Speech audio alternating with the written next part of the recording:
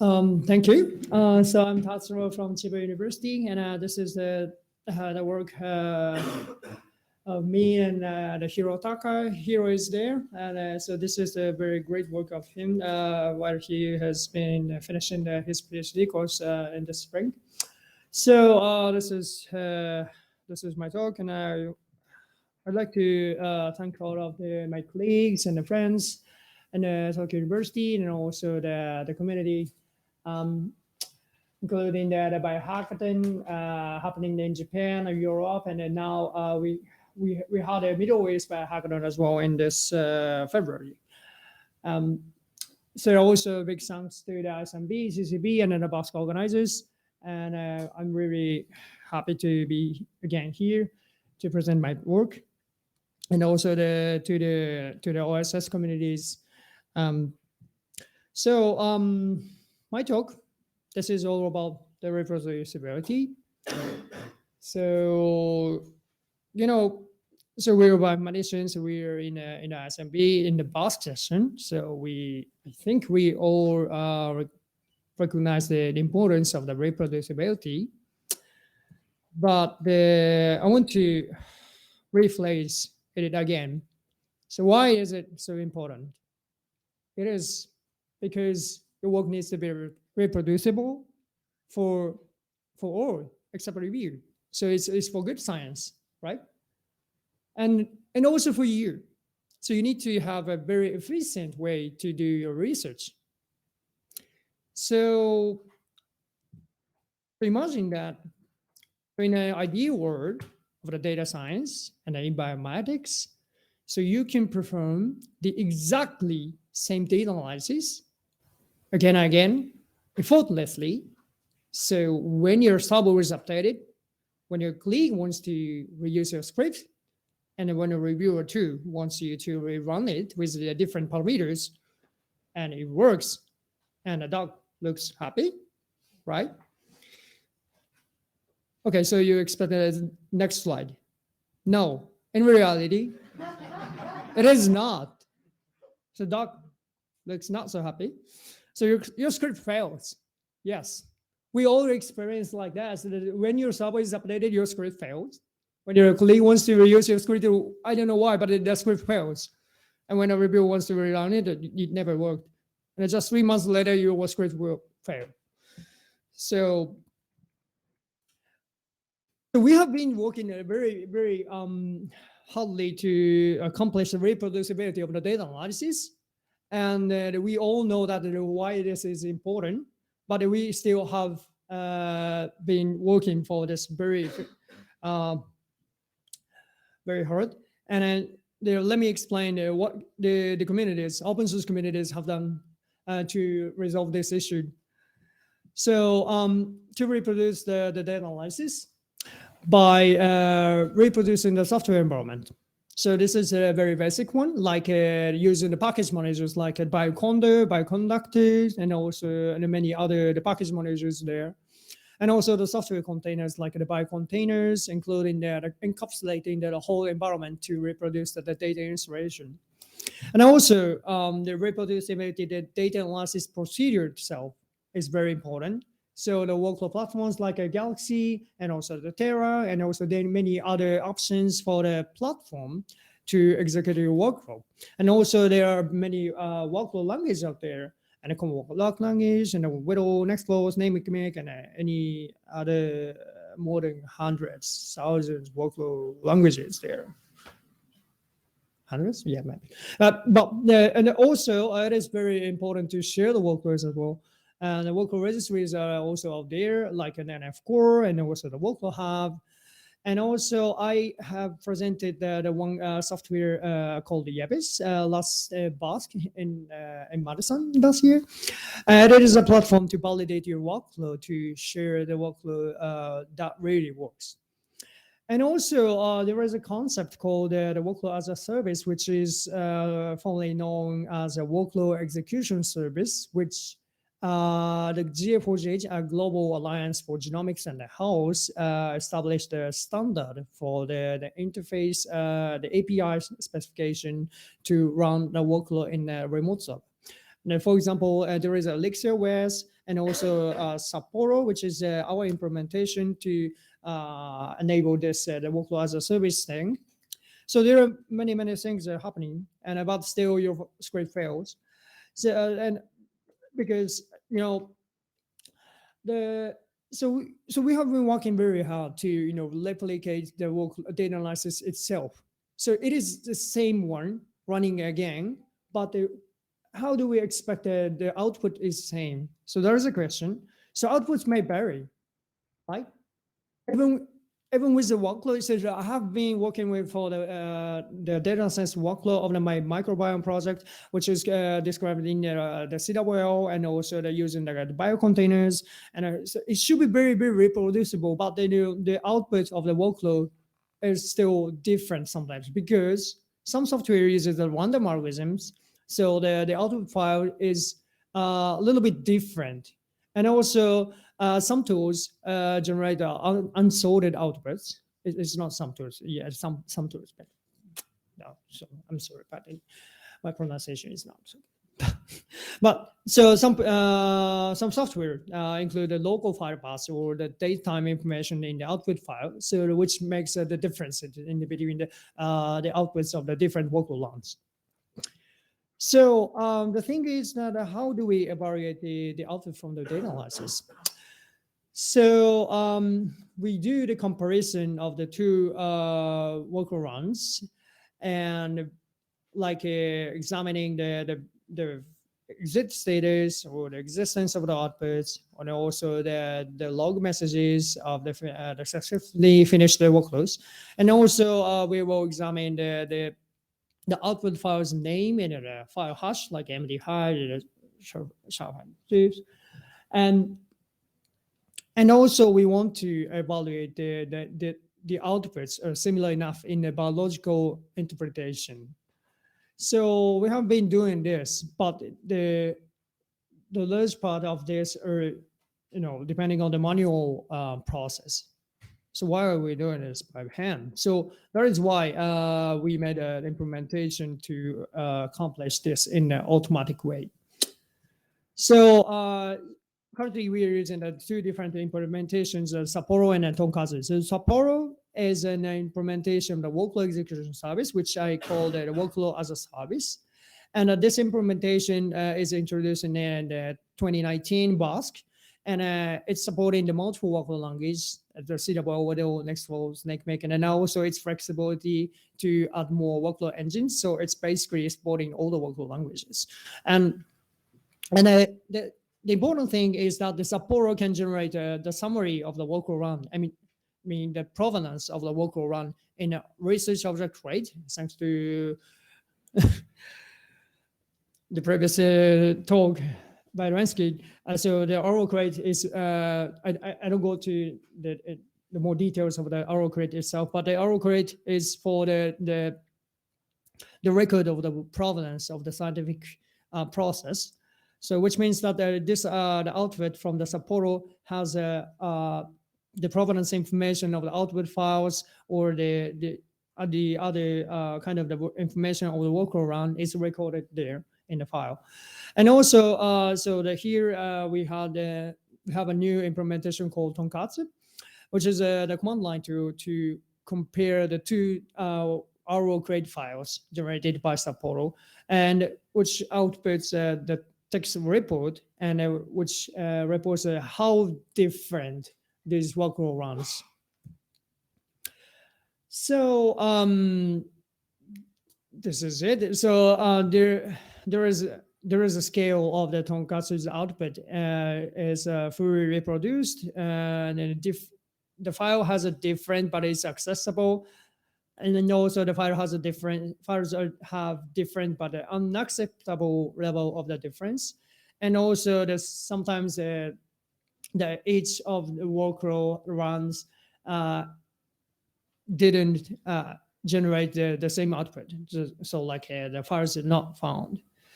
So what the Tonkatsu is doing is showing this diagram is that there are two inputs file in the above. And then first, then examine the file is exists, and also to compare the checksum. And if the checksum was different, so it will compare the statistics of the files. And so let me more explain about the statistics. So the statistics of the files is generated by a specific software tool for a specific the file format. Let's say there is a BOM file, and then so we will use some tools to create the statistics of the BOM file, and for the mapped sequence reads and also the unmapped sequence reads ratio or something like that to extract the information from the given file, and then we will record these the statistics of the biological file formats into the arrow crate, so that the Tonkaz can compare the different the workflow runs. So this is you can see the examples of the output from the Tonkaz the command line. So you can see these to crate 1, crate 2. So these are the different workflow runs from the same workflow definitions. So, and then you can see the details and metadata described in the workflow run crate, and comparing between the two runs. And then, so it will show that the level 3210 files. And here, so we use the GTK, so the best practice workflow, and tested with the very same condition to run it again.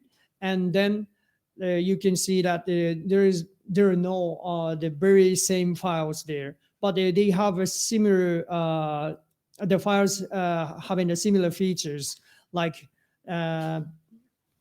so there is a BOM file and a BCF file and a BOM file, and but they share the pretty similar the statistics of the file formats. Like so you can see the BOM file has a mapped raised ratio, and also the duplicated the raised ratio, and also the BCF file here has a line count, and so on. And then you can see there is no file from these workflow runs which have very different statistics, which is not acceptable to say this is reproducible. And also there are no files which are not found in either of the workflow runs. So because the Sapporo can support the multiple workflow languages, it can be done for the different workflow languages as well. So this is the example of the Nextflow RNA-seq. And so here you can see the comparison, the result, and it is the files are replicated, but they're slightly different, but within the acceptable range. And also for the CWO as well. And so this is the example which we have done with the NBDC. Is a Japanese organization is responsible for the database analysis. And also here's the JGA, Japanese Genome Phenome Archive, has a standard workflow for the analyzing the variant calling, human variation data analysis software. And then it also has the many 1, 2, 3, 4 files, which have the similar statistics, but they're not identical. So so our software and how this is important and how we can improve this methods. So which is described in the paper published in the Giga Science, and also. Yeah, so this is my final slide. So so it's been working great, but I think there are many things I can improve. So the first thing is that as Rensky introduced, there is now the workflow run crate, which is the community standard to we record the provenance of the workflows. So current implementation uses the generic research object crate. So we are switching to the specific workflow run crate profile, and it's nearly done, I think. And also, so what I showed you is that there's some examples of the bound files and BCA files, but I think we need to build a community standard for the biological format statistics, like because there are many biological formats, and we should have there's something to describe the summary of the given biological format file. And also, I want to help people to build this this functionality in a workflow engine, and also the workflow execution service to output the compatible work rate that can be compared to evaluated reproducibility. And also, I want to integrate these functionalities to the workflow registries so that the user can check if the workflow is really reproduced in your own environment. And that's it. Thank you for your attention.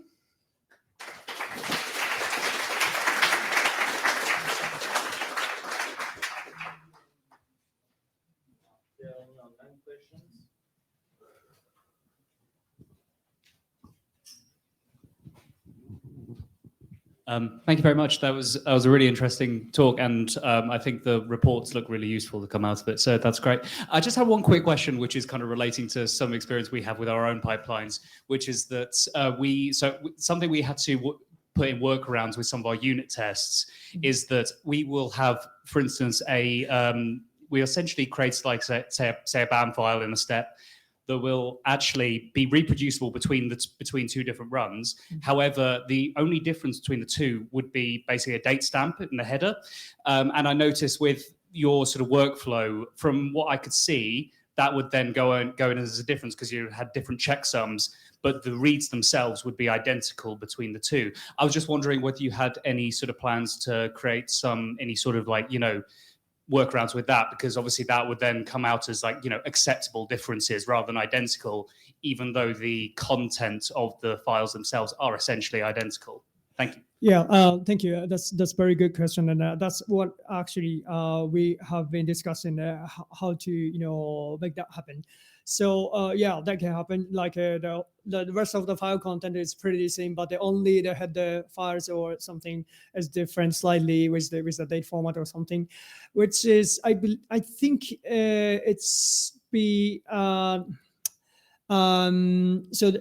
so the why I have the community standard thing here is for that kind of thing. So I think it is a problem for each the file format. So we should have a solution for each biological file format, like a BAM file, BCA file, or something, so that we can have a same the solution for each the file format, so that we can share let's say the command line to say, so this is only different in a header information and the rest of the same or something. So yeah, I think we need to have a community effort to accomplish and make more coverage to the wider range of the biological formats. Thank you. Thank you, Taz. Any other questions? No. I've got a question. Can you actually use a microphone? Thanks for the presentation. I've got a question about the level 2 reproducibility. Mm-hmm. How do you measure when two files are similar? Like, what's the threshold? What's the metric? Oh yes. So it's so when you run this Tonkaz command line tool, so you can set the threshold, and then so if the difference of the statistics is lower than the threshold, it will be the difference is acceptable. And then but there's sometimes it's really different, like the file name is the same, the same file is generated, but let's say the mapping rates of the bound files is totally different from another one. Then that can be happen with when the statistical differences beyond the threshold. So, but it's up to the user to run this command line tool, so that sometimes it's acceptable if the statistics is very different. I think it's not a it's up to the use cases, right? So yeah, you can set the threshold.